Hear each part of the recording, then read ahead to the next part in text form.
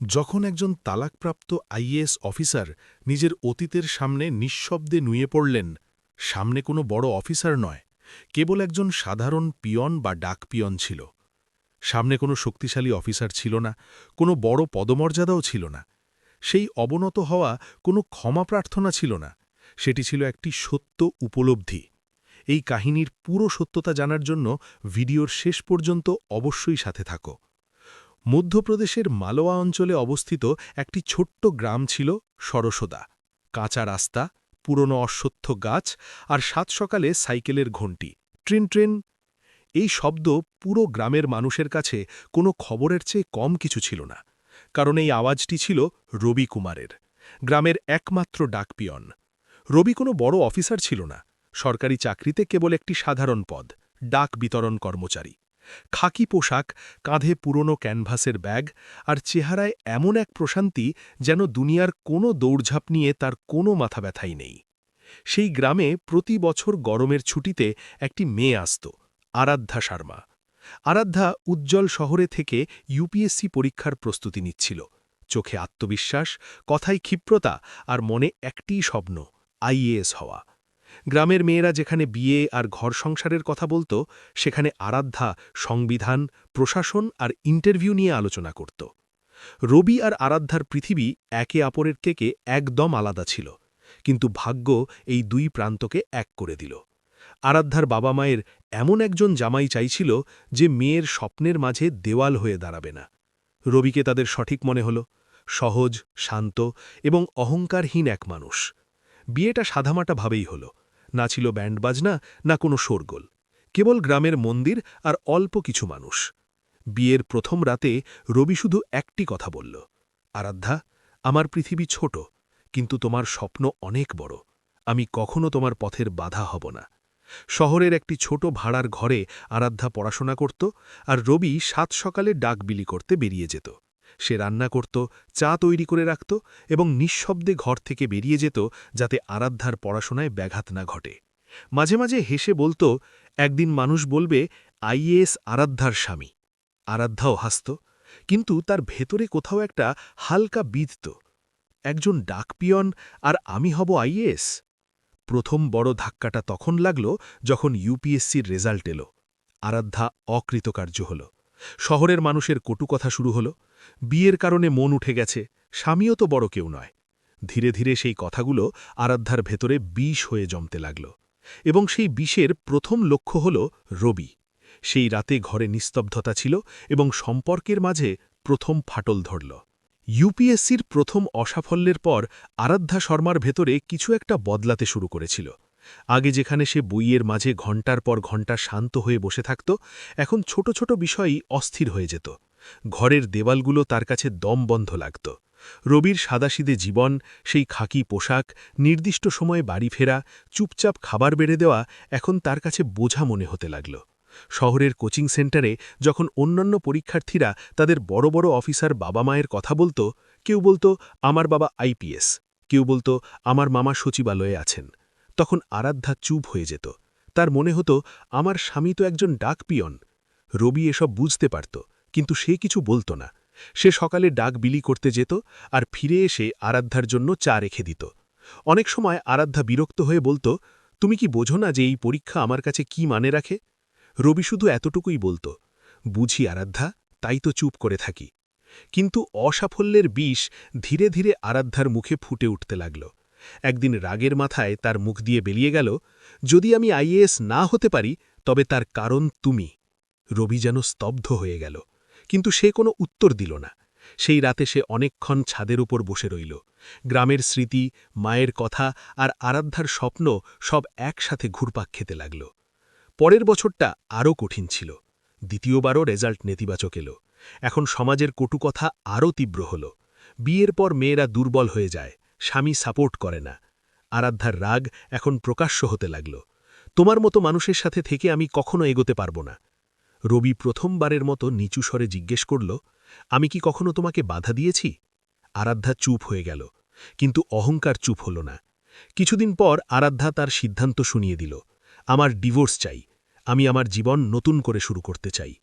রবির চোখ ভিজে এলো, কিন্তু কণ্ঠস্বর স্থির রইল। যদি এটাই তোমার সিদ্ধান্ত হয় তবে আমি জোরাজোরি করব না। তালাকের তারিখ ঠিক হল। কোর্টের বাইরে রবি এক কোনায় চুপচাপ দাঁড়িয়েছিল। সেই সাধারণ পোশাক, সেই নিচু মাথা। আরাধ্যার চেহারায় দৃঢ়তা ছিল, কিন্তু চোখে এক অদ্ভুত অস্থিরতা। কাগজে সই হল, সম্পর্ক শেষ হয়ে গেল। আরাধ্যা শহরেই রয়ে গেল, আর রবি নিজের গ্রাম সরসদায় ফিরে গেল। সে আবার সেই সাইকেলে ডাক বিলি করতে শুরু করল। গ্রামবাসীরা জিজ্ঞেস করত, কি হয়েছে? রবি হাসত, বলতো কিছু না। জীবন এগিয়ে গেল। কিন্তু সেই রাতে খালি ঘরে রবিও প্রথমবারের মতো কেঁদেছিল। ওদিকে আরাধ্যা নিজেকে কথা দিল, এখন যাই হয়ে যাক আইএএস হয়েই দেখাব। সে নিজের সর্বশক্তি নিয়োগ করল। তৃতীয়বার চেষ্টা, এবং এবার ভাগ্য বদলে গেল।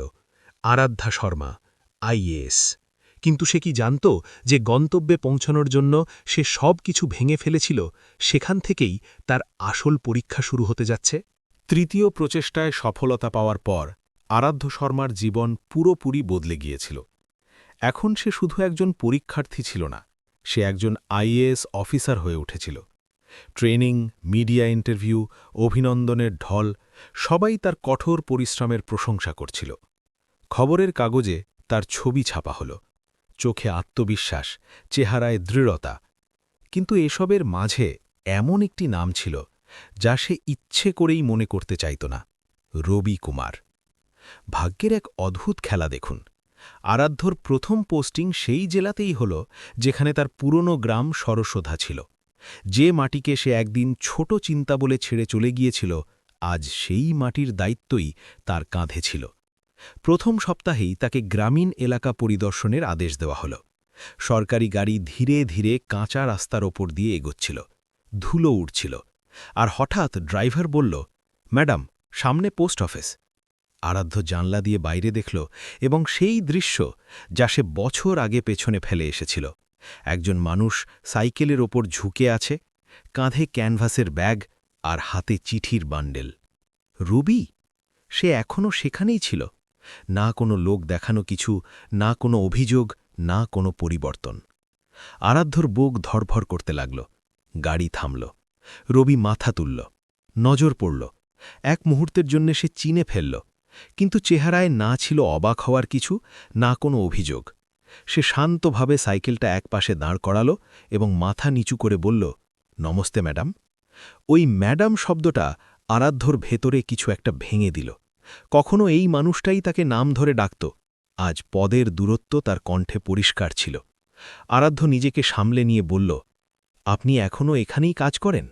রবি হালকা হাসির সাথে বলল, হ্যাঁ ম্যাডাম, ডাক তো পৌঁছনোই উচিত। সেই একটা শব্দের মধ্যে না ছিল হীনমন্যতা, না গর্ব। যদি রবিবাবু না থাকতেন তবে আমরা পেনশনের খবরটুকুও পেতাম না, একটি বাচ্চা বলে উঠল। উনি আমাদের পড়তেও শেখান। আরাধ্য চুপ হয়ে গেল। সে দেখছিল, যাকে সে নিজের দুর্বলতা ভেবেছিল, সে গ্রামের মানুষের শক্তি হয়ে উঠেছে। পরিদর্শনের সময় আরাধ্য বারবার রবিকে দেখছিল।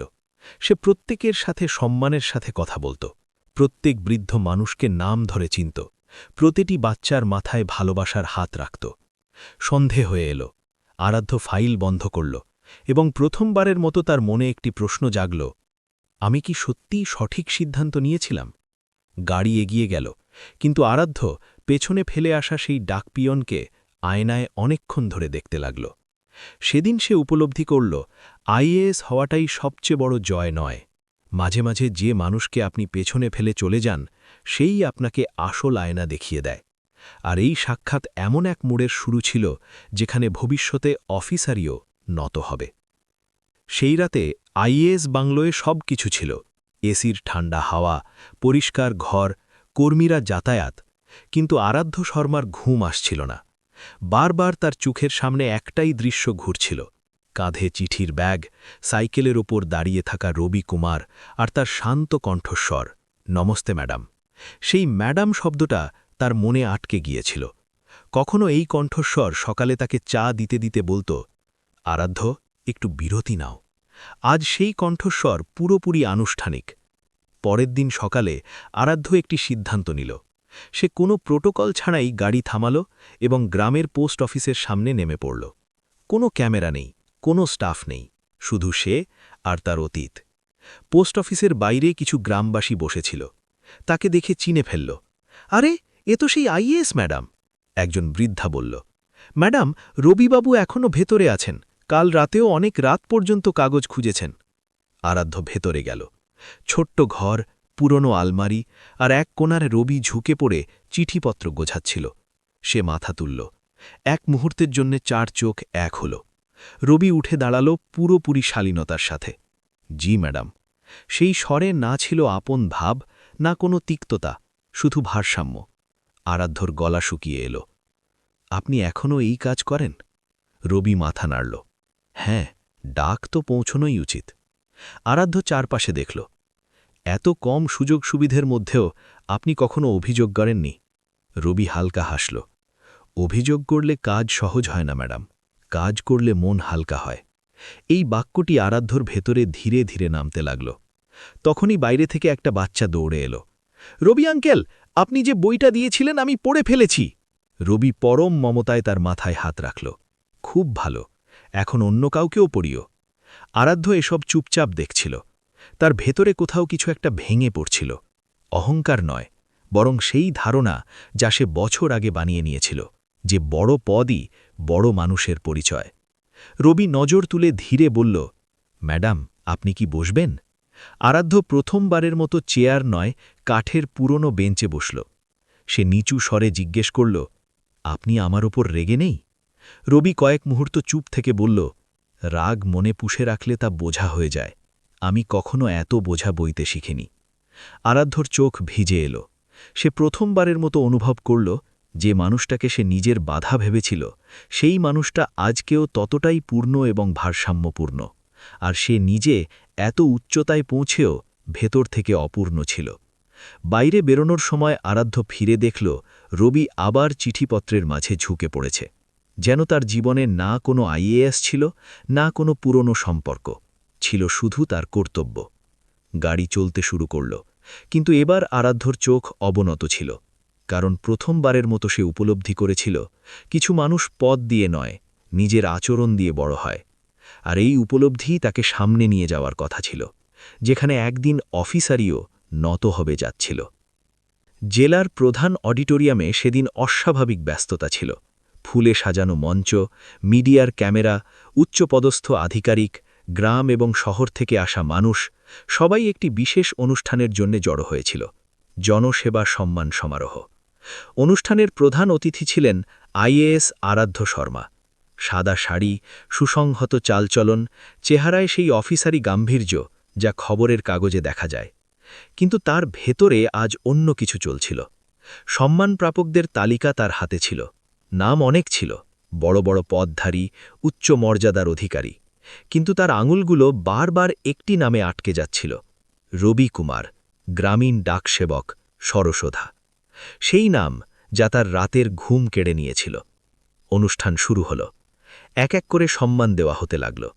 তারপর সঞ্চালকের কণ্ঠস্বর ভেসে এলো, এই বছরের বিশেষ জনসেবা সম্মান এমন একজন ব্যক্তিকে দেওয়া হচ্ছে, যিনি কোনো পদ বা প্রচার ছাড়া ৩০ বছর ধরে নিঃস্বার্থ সেবা করেছেন। পুরো হল নিস্তব্ধ হয়ে গেল। দয়া করে করতালির সাথে মঞ্চে আমন্ত্রণ জানান শ্রী রবি কুমারকে। কয়েক মুহূর্তের জন্য মানুষ একে অপরের দিকে তাকাতে লাগল। ডাক পিয়ন, যে সাইকেলে করে চিঠি আনে? রবি পেছনের সারিতে বসেছিল। সেই সাধারণ পোশাক, সেই নত দৃষ্টি। সে বুঝতেই পারেনি কি হচ্ছে, কিন্তু যখন সবার নজর তার উপর পড়ল, তখন সে ধীরে ধীরে উঠে দাঁড়াল।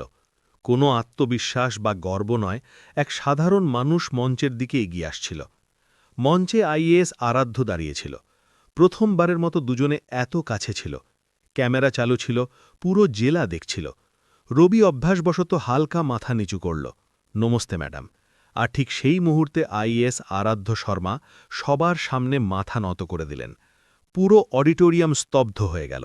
করতালি বাজল না, কোনো শব্দ হল না, শুধু একটি দৃশ্য, একজন ডাকপিয়ন আর তার সামনে মাথা নত করা এক উচ্চপদস্থ অফিসার। আরাধ্য মাইক হাতে নিল না, কোনো ভাষণ দিল না, শুধু সম্মানপত্রটি ২ হাতে এগিয়ে দিল। তার চোখ ছলছল করছিল, কিন্তু কণ্ঠস্বর স্থির, এই সম্মান আপনার সেবার জন্য। রবির হাত হালকা কেঁপে গেল। সে কাগজটি নিল এবং শুধু একটি বাক্য বলল, ধন্যবাদ ম্যাডাম। না কোনো অভিযোগ, না কোনো প্রশ্ন, না কোনো অতীতের স্মৃতিচারণ। মানুষ এখন হাততালি দিচ্ছিল, কিন্তু আরাধ্য অন্য কিছু শুনছিল। তার মনে পড়ছিল সেই মানুষটার কথা যাকে সে একসময় বাধা বলেছিল। আজ সেই মানুষটাকেই তার চেয়ে বড় মনে হচ্ছিল। সম্মানের পর রবি মাইকের সামনে এলো। সে মাথা তুলল এবং শান্ত কণ্ঠে বলল, আমি কোনো বড় মানুষ নই, আমি শুধু চিঠি পৌঁছে দিই। কিন্তু আমি শিখেছি, মানুষ যদি নিজের কাজের প্রতি সৎ থাকে তবে একদিন সম্মান নিজেই খুঁজে আসে। এটুকুই বলে সে পিছিয়ে গেল। অতিরিক্ত কোনো শব্দ বলল না। অনুষ্ঠান শেষ হল। মানুষ বলাবলি করছিল, আইএএস ম্যাডাম মাথা নত করলেন, ডাকপিয়ন জিতে গেল। কিন্তু মঞ্চের পেছনে আরাধ্য একা দাঁড়িয়েছিল। আজ প্রথমবারের মতো তার মনে হল, সে অফিসারই তো পেয়ে গেছে, কিন্তু রবির মতো একজন মানুষকে হারিয়ে ফেলেছে। আর এই চিন্তাই তাকে সেই প্রশ্নের মুখে দাঁড় করিয়ে দিল, কিছু সম্পর্ক কি দ্বিতীয় কোনো সুযোগ পাওয়ার যোগ্য হয়, নাকি তা শুধু এক স্মৃতি হয়েই রয়ে যায়? যদি এই কাহিনী আপনার হৃদয় স্পর্শ করে থাকে, তবে কমেন্ট বক্সে আপনার মতামত অবশ্যই লিখবেন। সাথে এটাও জানাবেন যে কোন জায়গা থেকে আপনি এই কাহিনী দেখছেন। যদি আপনি আমাদের চ্যানেলে নতুন হন, তবে চ্যানেলটিকে লাইক এবং সাবস্ক্রাইব অবশ্যই করবেন, যাতে এই রকমই সত্য এবং আবেগপূর্ণ কাহিনী আপনার কাছে প্রতিনিয়ত পৌঁছতে থাকে।